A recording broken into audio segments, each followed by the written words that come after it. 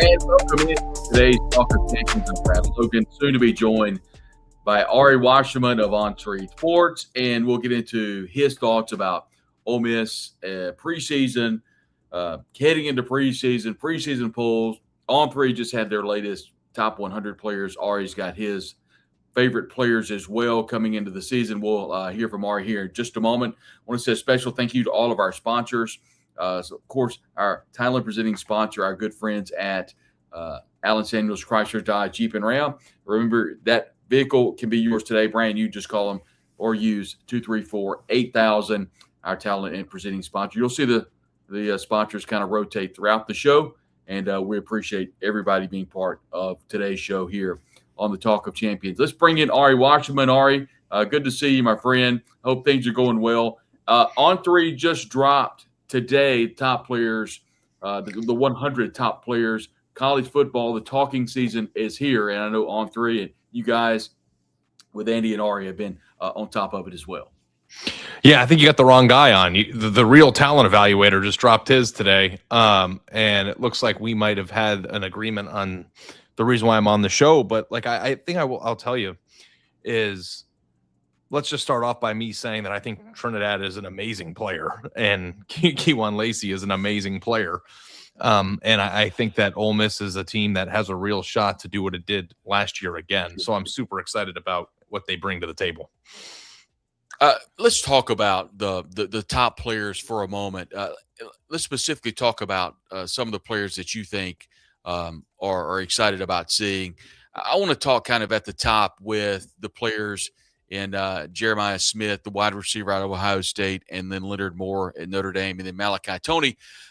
That's a player that Ole Miss fans saw up close and personal last year in the Fiesta Bowl.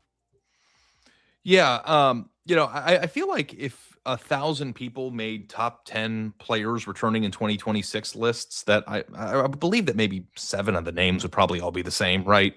And I think that those 3 names are pretty big layups. I think that Jeremiah Smith, is the best receiver prospect maybe that I've ever seen, and I don't know how that's going to play out in terms of his NFL career and whether or not he turns out to be a star in the league. I'm sure he will, but the measurables that he has illustrated since he was in high school, the ball tracking ability, the size in comparison to the speed, just the professionalism that this kid has illustrated since he was a freshman. Like, you just don't really see players come into college football that ready to be great and then prove it immediately. I'm a hyperbolic person by nature. It's kind of a thing that I'm trying to work on as a human.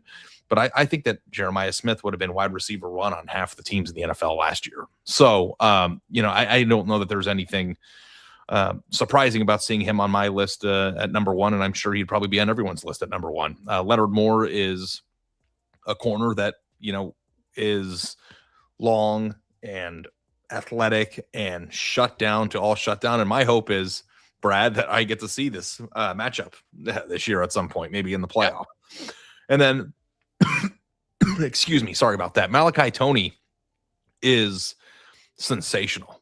And I think that the interesting thing about him that might be different about a lot of the things or other players that are on this list, Brad, is that I don't know where he stacks up NFL wise because, size is a really big deal and he's not a very big kid. But in terms of changing a game by just being on the field, maybe he's not the best overall player in the country, but I think you could make the case that he's the most impactful in terms of, being able to turn nothing into something, to energize a team, to be sensational. What he did in his first year, it was truly remarkable. And I'm very excited to see what he can do as he matures in the game, because you got to remember he was so young, and like Jeremiah Smith, he had an instant impact. So, when you look up and down this list, Brad, you'll see players for the most part that have had long careers of proven, production. You have some speculation. When I did this list, I didn't want to just review what happened last year. I think that's boring. Anybody can go to collegefootballstats.com and just look at who was the best last year.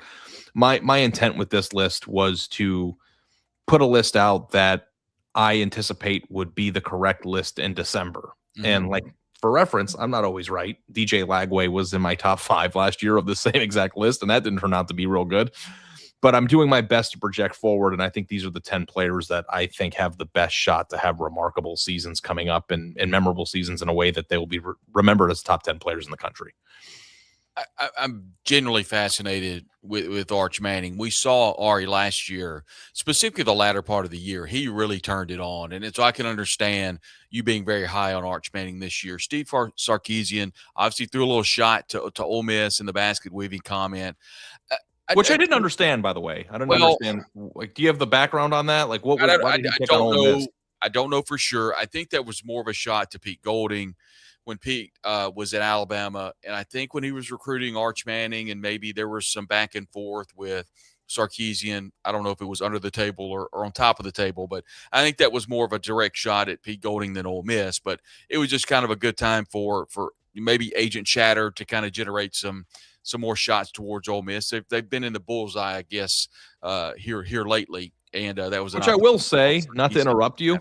Yeah. But if you are a person that roots for Ole Miss and you want your program to be on the rise and you want people to be aware of you, you know who never gets shots taken at them? Like irrelevant programs that nobody cares about. Yeah. Like if I were an Ole Miss fan, I would be invigorated by that. I'd be like, wow, we are, if Texas is thinking about Ole Miss for any reason, I think that's a positive sign, and certainly, you know, the future seems bright there after what they did last year. But go ahead, continue. I just like fans get mad, but it's like it's a good thing if people are talking bad about you because they're thinking about you. Yeah, they're shooting people on the top of the hill, not at the bottom. Yeah. So yeah, I mean, what are your general thoughts about? I mean, Texas is an opponent this year for Ole Miss. The Rebels travel to Austin to face Texas. I'm with you. I'm very bullish on Texas and Sarkisian and Arch Manning. But what is the how far can this Texas team go? Obviously, is this a team that can win the national championship? Yeah, this is my pick to win the championship this year. Okay. As you'll notice on this list, there's 3 different players on their team that are in the top 10. And, you know, I didn't do that by design. That just is how it turned out. So I think the Arch Manning thing is really interesting because a lot of people, for whatever reason, resent him. And I think that there is some just general dislike as the fact that he's a Manning and was very hyped up as a prospect. And there is this perception that he was a 5-star prospect more because of his last name than his ability. And I think that, you know, I would be a liar if I don't think that his last name played a part in people viewing his pedigree or his football knowledge or, you know, how they would rate him as a prospect that's most likely to succeed. But, you know, if you actually are in the weeds with this and you look at what he brings from a measurable standpoint, arm strength, athleticism, speed, processing, all these different things. We've had a lot of NFL draft experts who come on the show and, you know, break down, and they all have arrived at the same thing, which is that this is a top 5 pick. And it's really not hype. Like, you know, the one thing I know for sure is that an NFL GM doesn't care what your last name is, because if you stink, you're going to get fired. And like, I think that he will be ultimately somebody that settles in. I thought he improved dramatically as the year went on last year, despite playing behind a really bad offensive line. They went in and brought another top 10 player in the country to throw to in Cam Coleman, who I think is the closest thing from a physical standpoint to Jeremiah Smith that exists in college football. They updated their running back room, 2 running backs that are coming in now that are both powerful runners, but each had 30+ receptions for their teams a year ago. Like, I think that Arch Manning, even if he isn't the greatest quarterback of all time, like everybody billed him to be when he was even if he's just pretty good, it's relatively impossible in my mind that he won't be at least very productive. So, you know, a lot of this list has been influenced by a lot of the NFL draft experts who come on our show and actually are watching film and looking at footwork and analyzing processing speed and, you know, turning sacks into positive plays and all these different things that the layman wouldn't be paying attention to in the game. And, you know, the one thing that, you know, is generally agreed upon about all these people that are crunching film all day is that this kid has next level traits and skill. And if you match that together with a Sarkisian offense and some of the players that they have around him, it seems like all but a certainty he's probably going to be a Heisman finalist. And Texas in general is, you know, always one of the more talented teams in the country. This year they have a ton of really good players on both sides of the ball, and I anticipate they're going to be very good. Just there at number 9, Ahmad Hardy, a player that Ole Miss recruited heavily.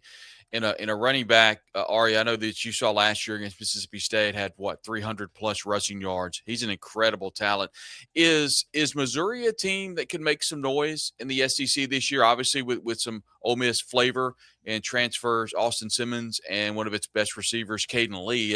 Is Missouri a program that could make a little noise? Yeah, I think that they're probably very interesting to an Ole Miss fan because of as you mentioned, there's a lot of crossover there between talent, and I am very curious too. And I know we're probably going to get to the Trinidad talk, and I want to, but isn't it so funny to you? Because it has always been funny to me that like we are in charge of trying to be really good at projecting the future, and we're supposed to be on here making lists and telling you what's going to happen and all these different things. When the head coach of Ole Miss didn't realize what Trinidad was until someone got hurt. Like the person who was making millions of dollars to run the program did not identify. They identified him out of high school, or I mean, out of the transfer portal, I should say. Sorry, not high school.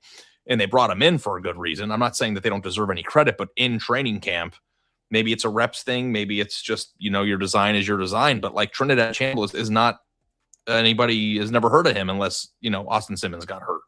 So I'm very curious if Austin Simmons did win a good faith battle in Oxford, what his upside is as a quarterback, because we never really got to see it because the injury happened so earlier in the year. So like I think that Mizzou has been very consistent. I think that they've struggled a lot when they've faced the upper echelon of the league. And I don't know if they're talented top to bottom to break through that this year, but Ole Miss and has a real reason to track that because of some of the what ifs that might exist. But, obviously you go with Trinidad 100 times out of 100 in this scenario. But, Mizzou is an interesting team to watch. I don't know if I would have them as a playoff team off the top of my head, but what if Austin Simmons is actually awesome? And that's the thing with the quarterback position in general. Like Brock Purdy got drafted in the same draft class as Trey Lance and was drafted by what we view as the greatest quarterback coach of all time. And it took Trey Lance getting injured for them to discover Brock Purdy. It's like, how much do even the experts know? It's a very hard thing to do. And it's, we talked a lot about the list and look, this is list season and that's just kind of what it's about. And we all talk about the different top 100 players.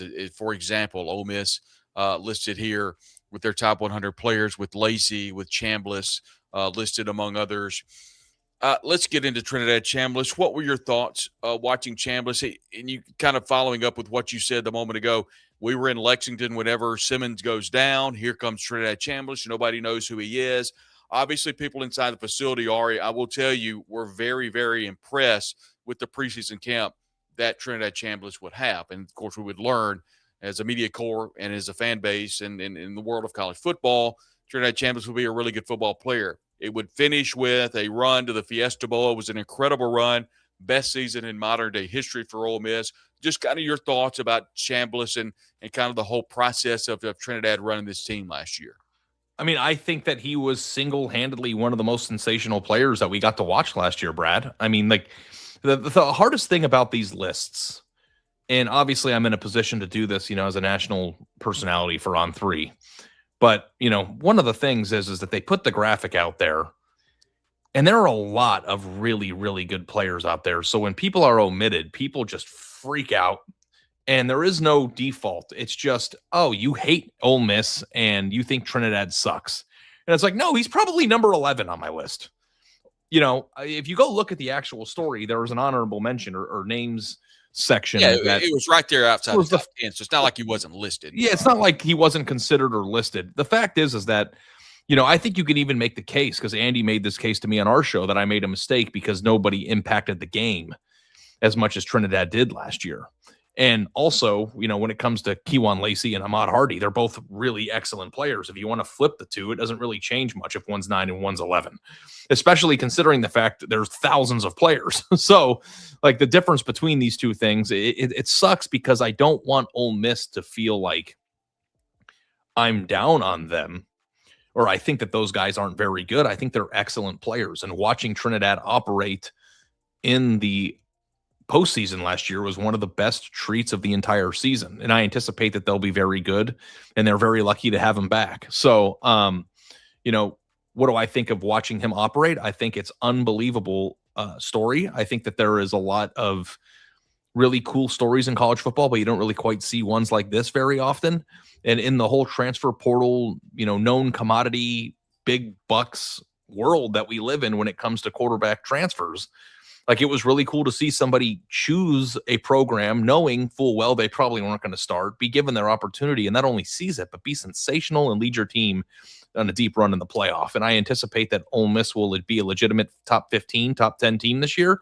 And you know what? If I'm wrong and it turns out at the end of the year that Trinidad had to be number 10, that's probably a pretty good proposition for Ole Miss. And I think that the fans should be excited and frankly speaking, should be upset at me because you are passionate about your team and you're passionate about your guys. And they certainly, were considered and deserve to be in that realm. And if you see other lists, you'll probably see those names on those lists too. It's very hard to do. I try it, Brad. It's hard. It is very hard. And we're talking the top 10 players in all of college football. So, but yeah, to be fair to Ari, who is very gracious to come on the show, it was just right outside the top 10. So I want to talk briefly about Kewan Lacey. I mean, you saw the Sugar Bowl, the incredible plays that he made, and just kind of a big-time player throughout the season and now electing to come back. And it was a really, really cool moment to see him at the end of the Sugar Bowl, talking to him about being an Ole Miss Rebel, and even talked about some pre-portaling going on with some other programs.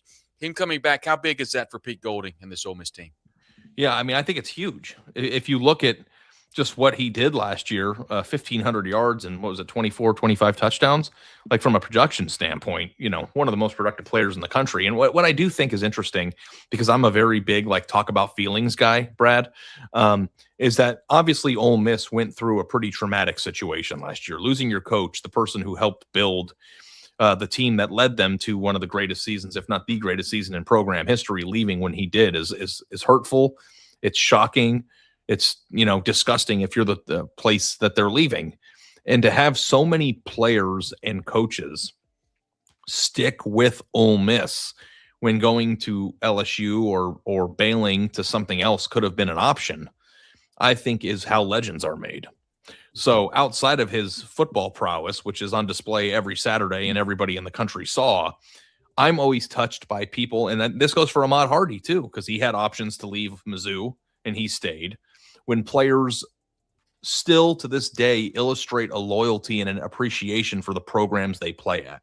Because when we were kids, and maybe even 7 long years ago before NIL and the transfer portal, players went to places and grew a love and appreciation for the colleges the way that we did when we were students at these places.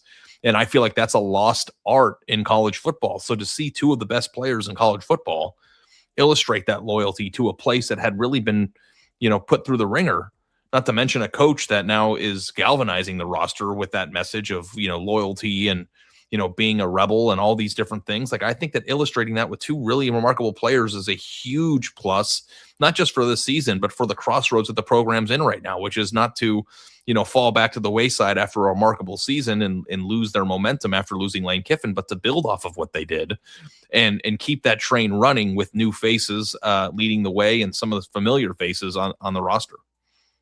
Let's stay there.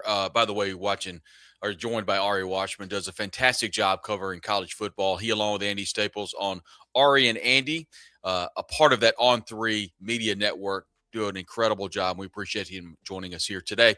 I want to stay along those lines and kind of stay with Pete Golding and kind of your overall thoughts when Director of Athletics Keith Carter made Pete Golding the head coach. What were your thoughts then? And now, what are your thoughts as Pete Golding has won a couple of playoff games and has recruited a couple of portals or a portal cycle? What are your thoughts about Pete Golding as head coach at Ole Miss?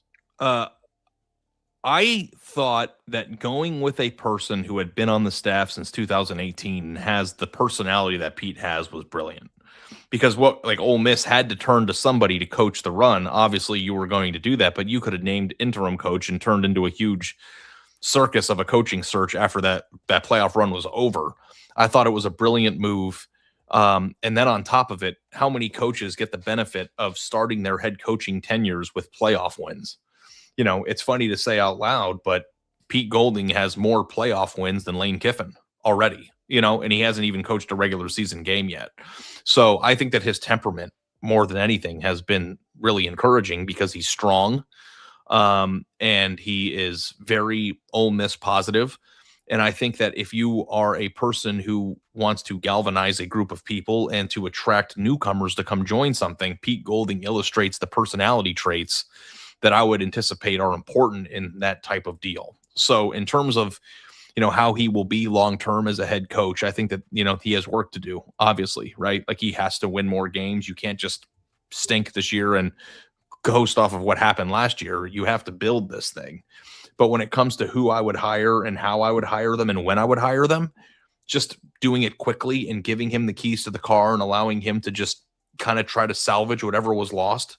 Not only did he exceed that expectation, but he now has proven that Ole Miss is, maybe better off than they were before, especially if you feel like the loyalty piece and the desire to be in Oxford is atop of your list, which it probably certainly is now after what just happened. So don't know enough about him as a head coach yet. Outside of he's won playoff games right out of the gate. I think he did a pretty good job amassing some talent and a great job retaining talent. Let's be honest. And he's passed every single test that a coach could pass with flying colors right out of the gate, in my opinion. As we look at the schedule, it's going to be a difficult one for Ole Miss opening with the kickoff classic in Nashville against Louisville, SEC games on the road at Oklahoma, at Texas, home games against Georgia, against LSU. What are you kind of looking at from a record perspective for Ole Miss as you put it in your record machine? How do you think what is a good season, I should say, for Ole Miss this year? Well, I mean, now Ole Miss has had a taste of it, right? I mean, I think that expectations have a funny way of changing when you've tasted something great. So like if I said 9-3, I don't think that they would think that's a good season. I don't care who's on the schedule. My personal opinion would be a good season is a 10-2 record with some quality wins that get you into the CFP and gives you another shot at doing this, especially considering the fact there aren't a lot of places that have the benefit of returning a quarterback that talented and a running back that talented. They lost some pieces, sure, but they added some. I've actually, maybe this is a cop-out, but throw it back to you. I'm very curious, like what the tenor of the fan base is, because I'm not there every day. What is their anticipation? That they win 10 games and do it again? I would assume that's what they're expecting, or their expectations are. Yeah, I mean, with the talent that they have coming back, Ari, I mean, it's a 10-win kind of bar, I think, at Ole Miss. But now, and we'll get to the final question a little bit, but about the world of college football, what it takes to get the college football playoff, what the future looks like. Can 9-3 get you in a playoff? Depends on who you beat, who you lose to. But yes, I think it's very fair with the talent they have coming back and how well they've recruited on the defensive side of the ball. I think 10 wins is what this Ole Miss fan base expects. So yes, I think that 10 wins is a fair. I mean, they've got a hard schedule. There's no. I mean, what's Vanderbilt? Like they might be okay again, right? They should be good. Florida might be much better. LSU, and I mean, like also, by the way, I don't know if there's like a college football god out there, but the fact that the LSU game is in Oxford as the SEC opener is just peak college football, and I'm sure we're all excited about that. But that's a tough game. LSU's got a lot of good players, and Lane Kiffin's a really good coach. Man, I'm looking at their schedule closely right now. This might be one of the hardest schedules in the entire sport. Yeah. I mean, it's, God, LSU, Florida, Vandy, Mizzou, Texas, Auburn, Georgia, Oklahoma, all in a row. I mean, if they win 10 games, they're a bona fide playoff team. But to get to your last question, we get so bogged down, I think, Brad, with these SEC commissioner talking points or these college football playoff talking points about how it's beneficial to schedule bad games in the non-conference. And we didn't even mention the Louisville game, which is one of the most interesting games at the beginning of the year. I think some people think that Louisville is a dark horse ACC championship contender, that this is somehow beneficial to your team, increase your odds of getting to 10 wins. So you're just automatically invited. And what I would push back at is, Texas is kind of at the crux of the matter here, because last year they won 9 games. They missed the playoff because they lost to Ohio State, but they beat 2 college football playoff teams. And you're thinking, well, see, look, Texas is the reason why we should never play teams that are really good in the non-conference, because if they would have just, scheduled Tarleton State, they would have just gone to the playoff. And I think that that's probably correct. If they didn't play Ohio State, they probably would have gotten in the playoff. But I think that what we need to do is actually think about this over the long term. And just because something happened last year, bad breaks happen, does not mean that resume that Texas put together is a disqualifying resume every year for the future. Your playoff inclusion is every bit as reliant at what is happening around you as it is with what happens with you. So, last year at this time last year, I said that this year will be the first time ever that a 3-loss team makes the playoff. And that turned out to be wrong because there were some teams that popped out of nowhere and got to 10 wins or 11 wins that, no one was anticipating. But if Miami would have lost another ACC game, or Notre Dame would have lost, you're 2 results away from that happening last year. So, I think that if you're an Ole Miss fan, you're probably a little bit, overwhelmed at looking at that schedule and thinking, well, even if we're an elite level team, even if we're a national championship contender, is it really possible to only lose twice with that much talent on our schedule? I don't think it's out of the question to anticipate that if they were to beat, let's just play the game. Like, let's just say they win at Texas and they beat Georgia, but they lose to Florida and, they beat Oklahoma and they lose to Auburn. Like, that is a playoff resume. Now, I don't know if I can guarantee what around it happens, but this idea that scheduling easy is better is just asinine. I think scheduling hard and showing you can exist and win games on that hard schedule is the most flattering thing you can do for yourself. Some years it might not work out the way it didn't work out with Texas, but most years it's probably going to bear out. If you're a national championship contender, you're going to win regular season games that boost your resume and put you in the conversation for that playoff spot. One more quick thing before we get you out of here, Ari. Thank you again for joining us. You can find him all over On3, along with Andy Staples at Ari and Andy. Terrific show they have on the On3 platform. Lane Kiffin was a terrific coach at Ole Miss. I say that he kind of brought the team back in 2020 during COVID and just took it off like a rocket ship, recruited really well. An incredible coach. And now he's off to LSU, and it just appears, Ari, that things are continuing to billow underneath the surface. He's continuing to talk here. Social media kind of went dark. Then he goes on Barstool, and a lot of conversation pieces from LSU, not so much from Ole Miss. Just your thoughts about how Lane has transitioned and what you think he'll do at LSU. Well, if you're an Ole Miss person, you know how the man operates. So, are you really surprised by anything that's happening here? The man likes being in the spotlight. He likes saying funny things. He does tweet. He is a troll. So, what did we expect was going to happen when he got there? That he was just going to be quiet and be a gentleman? That was never who he was. I kind of feel like it's interesting to hear you say that, because I think Ole Miss fans should hate him, right? If I were an Ole Miss fan, I would hate him. But that doesn't mean he sucks at his job. You know what I mean? It kind of reminds me of if you have a really, really gorgeous girlfriend and she cheats on you. Well, you hate her, but it doesn't mean she's not pretty anymore. That's kind of what happened here. So, I think that they'll be in a pretty good position. LSU made a tremendous financial commitment to him, not only in his salary, but in paying out the buyout for Brian Kelly and then amassing a budget that I'm assuming is over $40 million for their roster. You could probably, do the napkin math and figure that they made a $100 million investment into this team this year. So, my thought process with LSU, especially when you look at some of the individual players they have, Trey'Dez Green and Sam Levitt, and the Ty Benefield, the safety brought in from Boise, Pickett, the corner. I mean, they've got so many good players. They're going to be a very good team. But I kind of feel like it's just unfortunate, but Ole Miss is going to have to follow that ex-girlfriend on Instagram and see her when she posts a pretty bikini picture every now and then. And you just have to stay focused on you and making sure that your team is on the right track, which it certainly is. And, as heartbreaking as it might be to say, LSU's success has nothing to do with Ole Miss, and Ole Miss's success now has nothing to do with him. You're two very different entities, and he's going to say things. And, I personally didn't understand the comment that he made in Vanity Fair. I didn't know what the upside was to that. And we talked about that on the show, but that's Lane Kiffin being Lane Kiffin. Now, Ole Miss has to get back to being Ole Miss and proving that the program is bigger than any individual person. And I think they have a really good shot to do that this year. What are you anticipating on September 19th? Obviously, the collective world of college football will be watching that. Not necessarily the antics off the field, but how important is it? More important for LSU or Ole Miss to win that game, in your opinion, as we sit here in May? I think it's important for both of them to win it for very different reasons. I think that, if you are somebody who has been cheated on, I think that I keep using this. I hope I don't get in trouble for using this. I keep using this strategy, but or this analogy, but like you don't root for the person who cheated, you root for the person who was scorned. Like I feel like Ole Miss was scorned, although I understand his decision to go. Like I would root for the team that feels like they got the brunt end of the stick there. But Ole Miss has to win that game because you're at home. It's an important tentpole game. Just to take all the drama out, they need to win the game for their playoff aspirations. But there's also a territorial thing involved here. It's a rivalry. He's coming back.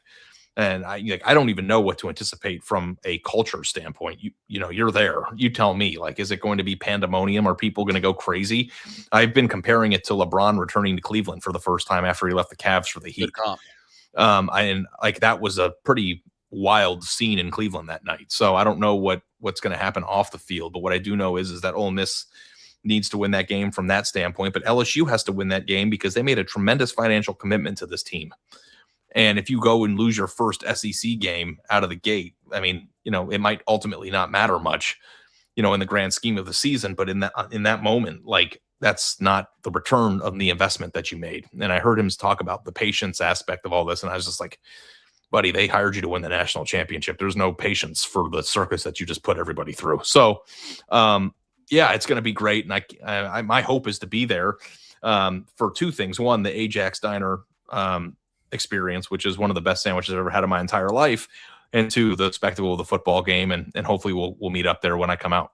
I look forward to that. Ari Wasserman does a great job at On3, partnered up with Andy Staples at Ari and Andy on the On3 network. You can catch all their talks about college football. They do a fantastic job. Ari, thanks for joining us here today. We appreciate it. Anytime you need me, Brad, I'm a text away. Thank you so much for having me and understanding my positions. Absolutely. Appreciate everything you do, Ari. Thank you.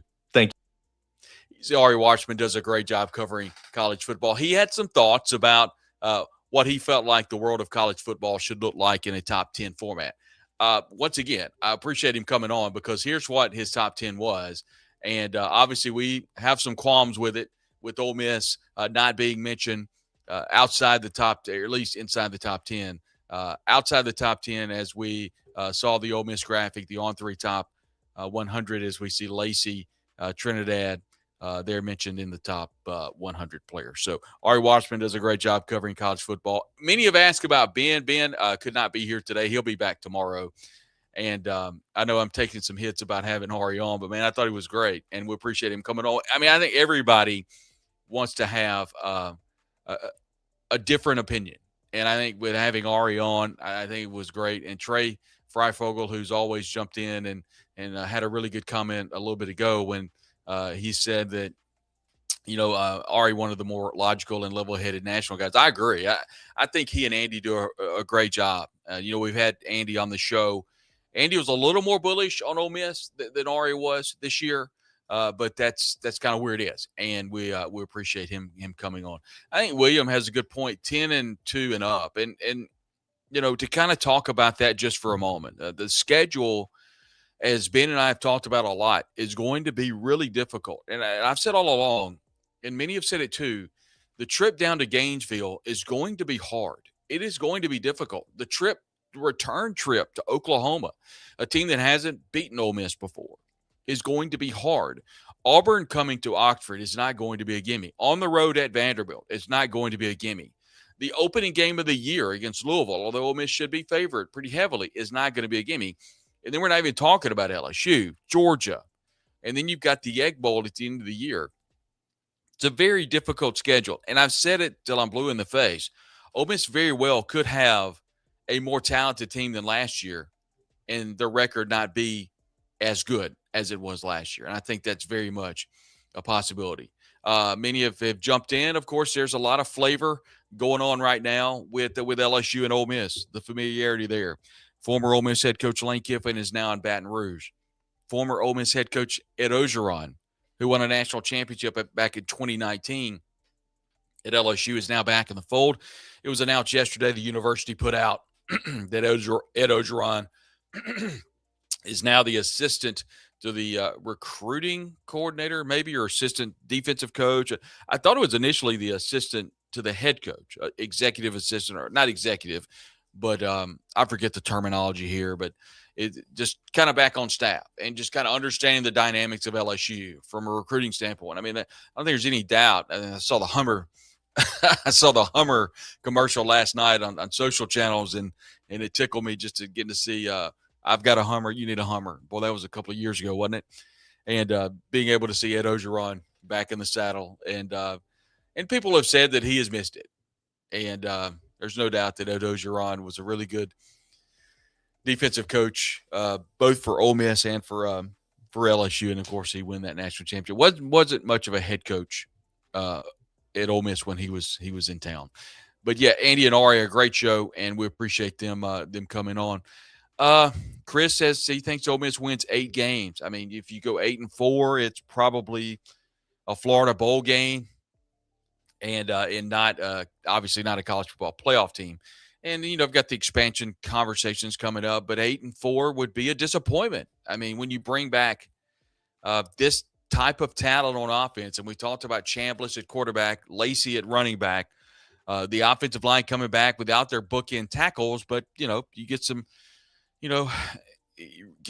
Karis Kern can figure some things out and get his head back on straight. You've got the crux of that offensive line coming back, some question marks. We talked on offense about Dejon Stribling. We've talked a lot about Trey Wallace. Both those guys gone. Who's going to step up and be the go-to receivers with Deuce Alexander coming back? And so that's definitely going to be a question mark as the wide receiver. So we'll see where that is. Dakota says Ole Miss wins 10 or 11. I think that's a great year. And I think Ari made a good point. You've got to win those games to where you may not be a huge favorite, but you've got to win all those games. You've got to win all the games, the Floridas, the Auburns, the Vanderbilts, the Mississippi States, the Louisvilles. You have to win all those, and you got to split the rest of them.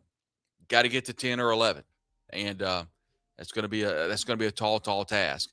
Dakota King, Oklahoma is odd. Everyone's talking about it. Florida will not win without scares, no doubt. Texas is sketchy. That's on the road. Remember, you got to go face Arch Manning on the road. Steve Sarkisian's already taken some shots at Pete Golding, so there's plenty of bulletin board material there. If that game in Austin, Georgia and Oxford is going to be tough. Vandy, you have to wonder if Jared Curtis is going to be the starting quarterback for Vanderbilt when they go on the road.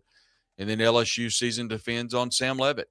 Are they going to be, is Sam going to be ready to go? Everything, I think the latest report was a week or so ago that Lane had made mention that Sam's going to be ready to go by the season. So that's kind of, where LSU sees it is. And I asked Ari that question. Is it more important for Ole Miss or LSU to win that game on September 19th?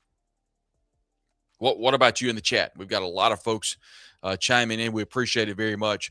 Who has an opportunity or who needs that game more? I mean, off the field, I think Ole Miss would love to win that game just to, for the lack of a better word, shut everybody up on social channels. But in between the lines, who does it matter more? Does it matter more to LSU season or Ole Miss season? And I asked Ari just a moment ago, and he said it matters really to both. And I think that's a good point because from an LSU standpoint, it's really important. It's the first conference game. You've got a $40+ million roster. They, just like Ole Miss, have a very difficult schedule. So they need it really, really bad. Lane has, made mention that it's an opportunity, for fans and everyone to understand this LSU job is not just a year one job. It's a year 2 and 3. And I don't know how well that's going to play with the fan base, but I think he's speaking a lot of truth. I mean, I understand the amount of NIL money that's been flown in and been trucked in to LSU, and I get all that. But Ole Miss is in a better position, I think, from a roster standpoint than LSU, simply because of who they return, the experience they return. But everyone knows, everyone in the chat knows, everyone knows watching and listening, the world of NIL, you have no idea what to experience because, as Pete Golding said at the beginning of spring practice when people were asking about the wide receiver room, he said, guys, nobody really knew anything about Dejon Stribling. No one really knew anything about Harrison, Trey Wallace. And then look what happened when the season began. Look what happened at the end of the year whenever Trey Wallace and Dejon Stribling were the go-to receivers. So I think that's what's fascinating to me is what receivers step up for Ole Miss. We mentioned that. a little bit ago. I want to talk briefly before we get out of here today. Ben will be back tomorrow, by the way. Thanks for everybody that's asking. But Ben will be back tomorrow, and we want to thank Ari Wasserman from On3 for joining us. Defensively, I had people inside the program say that they believe that this Ole Miss linebacker room may be one of the best in modern history. And I think if you look at what Ole Miss is bringing back from a linebacker perspective, Luke Farrelly, boy, he is a very talented linebacker, and you partner him up with the linebackers already on staff or on the roster now, and I think it's going to be a really, really fun year for this Ole Miss defense. Look, that defensive front, in years past, you always talk about the Ole Miss defensive front by not having the top end talent and not having the depth, and just other programs throughout the country have much better defensive fronts. But with Cam Franklin coming in, or Cam Franklin anchoring this team along with William Eccles, and just seeing those guys and seeing, hopefully you get a healthy Jordan Renaud very soon to help there, Jonathan Maldonado. I think the defensive front could be really, really good for Ole Miss. And, you kind of partner that up with how well we think that linebacker room is going to be. Plus, they've got a ton of talent in off the portal in that back half of the secondary. I think Pete Golding really likes this defense. And this is a defense to where we know when Ole Miss was struggling in the Fiesta Bowl late in the game when Miami was kind of doing what they wanted to, Ole Miss just didn't have the depth to compete. I think this year they're going to have that depth when it matters. I want to thank all of our sponsors, of course, our good friends at Riverland Roofing. Our good friends at Riverland Roofing, call them today, 662-644-4297, or go online and give them a click there at riverlandroofing.com. They can take care of all of your roofing needs. I get calls all the time seeing Parker Caracci was out. Everybody remembers Parker as being a talented pitcher for Ole Miss. He's on the Riverland Roofing team, and I had someone text me the other day, said Parker Caracci was out talking to him. They talked some ball and got some things worked out for their roof. So give everybody at Riverland Roofing a call today, and they would love to be able to help you out.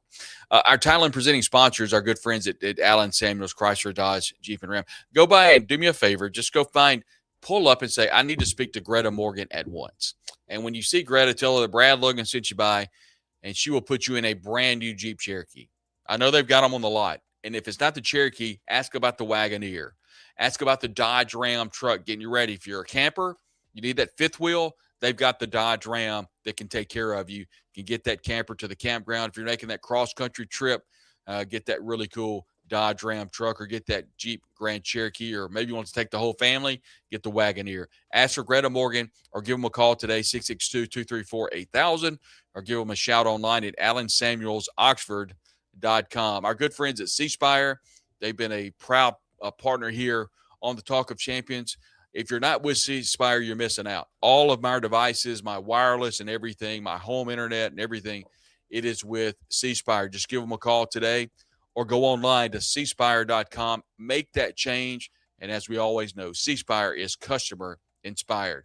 If you're getting a haircut, and I need one, I've got to get to Game Day Haircuts of Oxford. They're located right there at 1735A University Avenue. Give them a call at 662-380-5658. Book that appointment today. Every time I go in there, they're just absolutely covered up. So it's a good thing to call ahead and get on the schedule and to get a haircut today. It's in the same building, or in the same complex as Walk-Ons, behind the old Burger King on University Avenue. You can get there easy, but go ahead and give them a call, or go online today and book that appointment, and go see the good folks at Game Day Haircut. Tell them you heard about it on the Talk of Champions. Our good friend Philip Hearn and the Hearn Law Firm, 662-766-7777 at hearnlawfirm.net.